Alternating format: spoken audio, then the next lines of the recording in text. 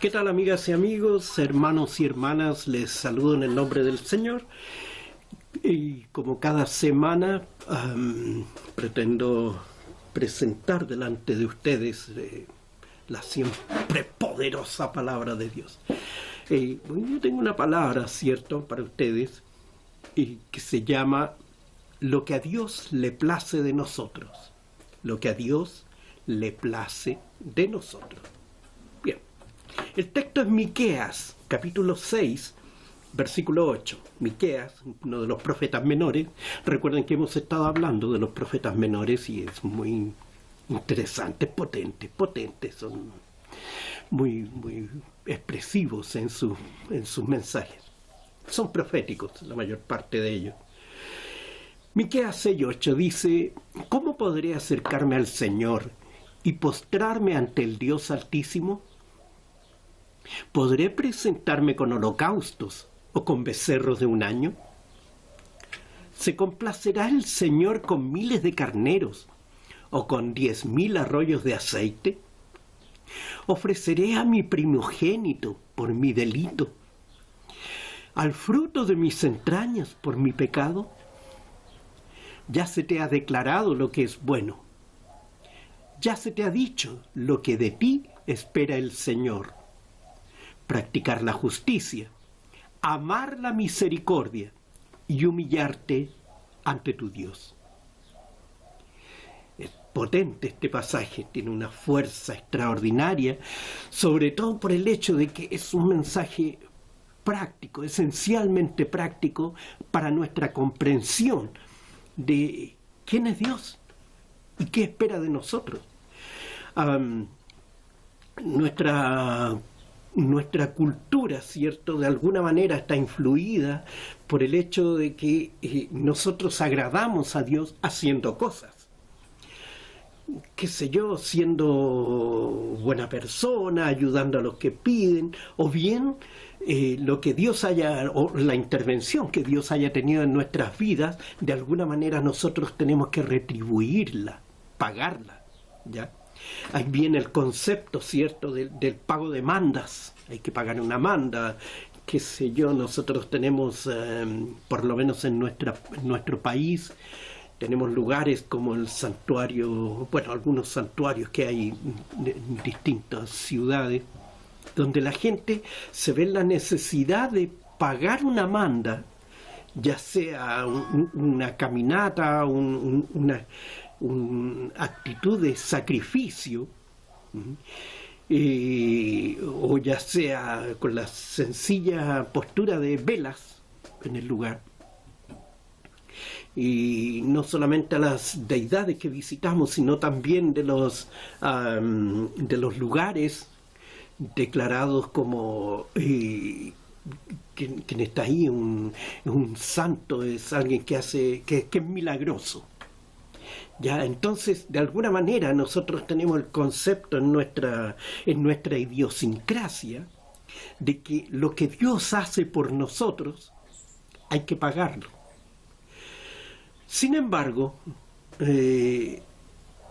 no nos preocupamos de saber qué es lo que realmente pide Dios de nosotros, sino lo que nosotros creemos que Dios espera que nosotros hagamos. No sé si me entienden, pero vamos a ir al grano con esto.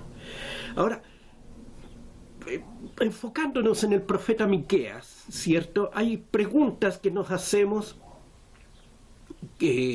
con respecto a lo que es el libro en sí. Y ya el profeta Miqueas habla acerca de actitudes que tienen los sacerdotes y gente relacionada con la fe.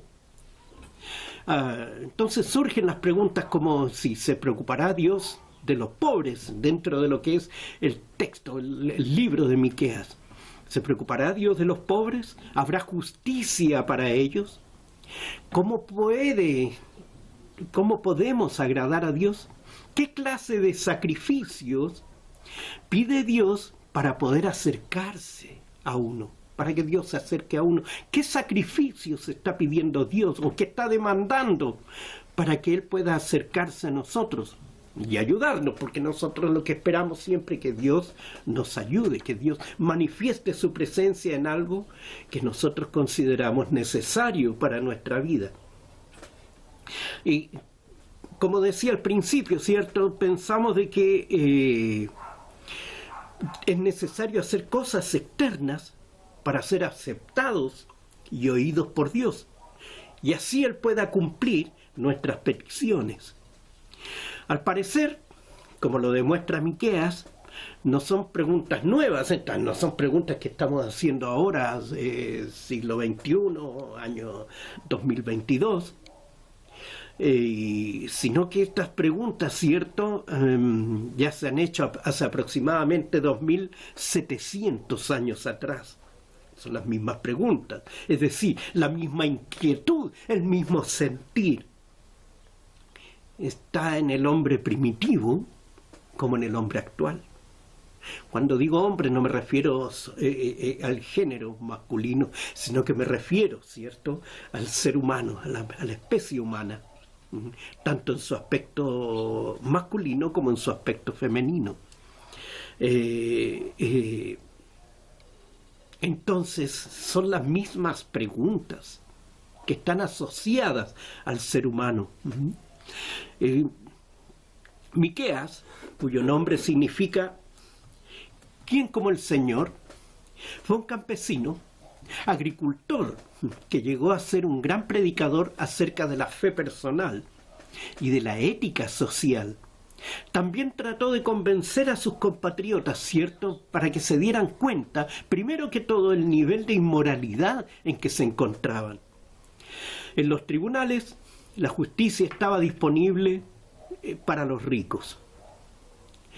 Los falsos profetas solo predicaban cosas que a los ricos les agradaba y nadie levantaba la voz por los pobres y oprimidos. Los sacerdotes cobraban por sus servicios y los pobres quedaban sin dirección espiritual. Digamos que la fe estaba disponible para aquellos que pudieran pagarla, aquellos que pudieran costearla. Entonces, la pregunta que se hacían la gente, los demás escasos recursos, entonces, ¿qué debo hacer para que Dios atienda mi petición? ¿Qué debo hacer para que Dios vea nuestra necesidad, vea mi necesidad? ¿Qué debo hacer para que pueda obtener yo respuesta de Dios? Si todo lo que tiene que ver con la fe, yo debo pagarlo, debo costearlo, y es caro.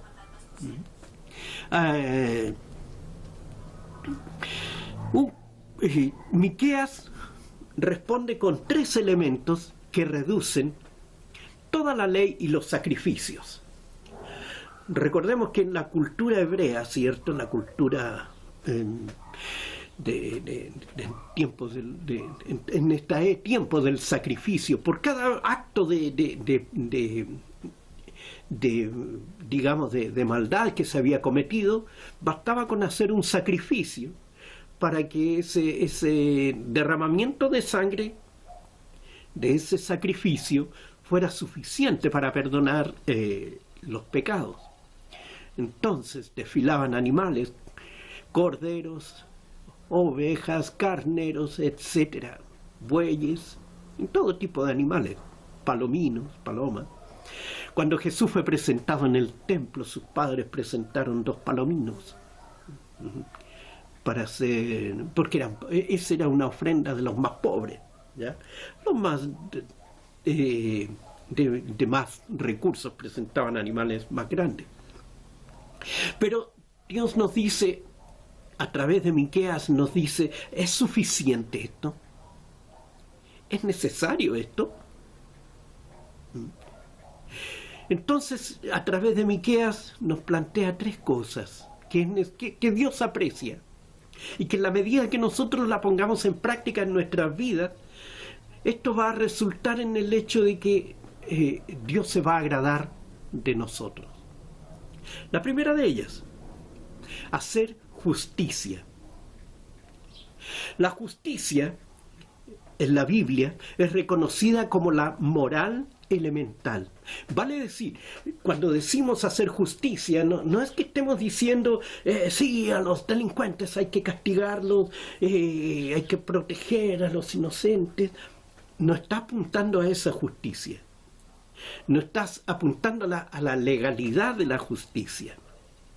A donde está apuntando es a la experiencia moral, a ser justos, a hacer justicia. Está hablando de la actitud nuestra frente a una situación, ser justo, hacer lo correcto.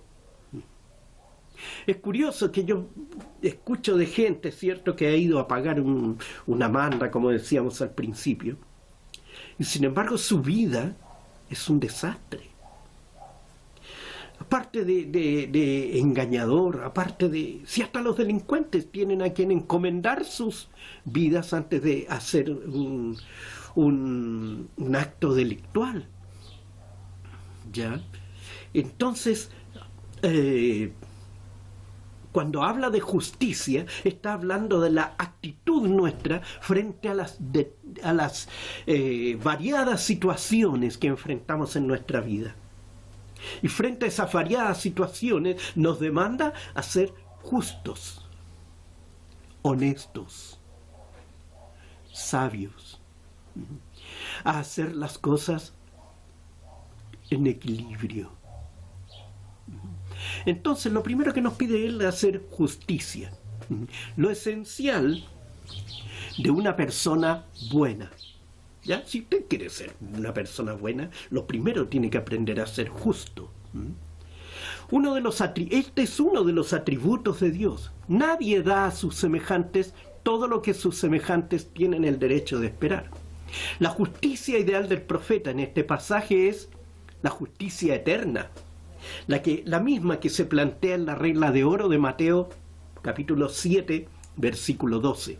Así que en todo, traten ustedes a los demás tal y como quieren que ellos los traten a ustedes, porque esta es la ley y los profetas. Entonces, lo primero que él nos demanda, ¿cierto?, es una actitud justa, en el sentido también de que no hagas a los demás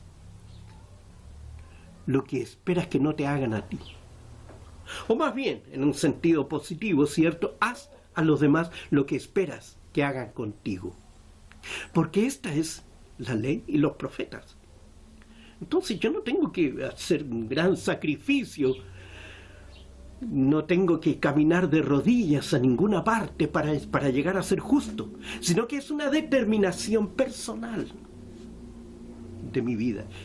No me está pidiendo Dios que haga un gran sacrificio, un tremendo sacrificio, sino que ponga atención en mi vida.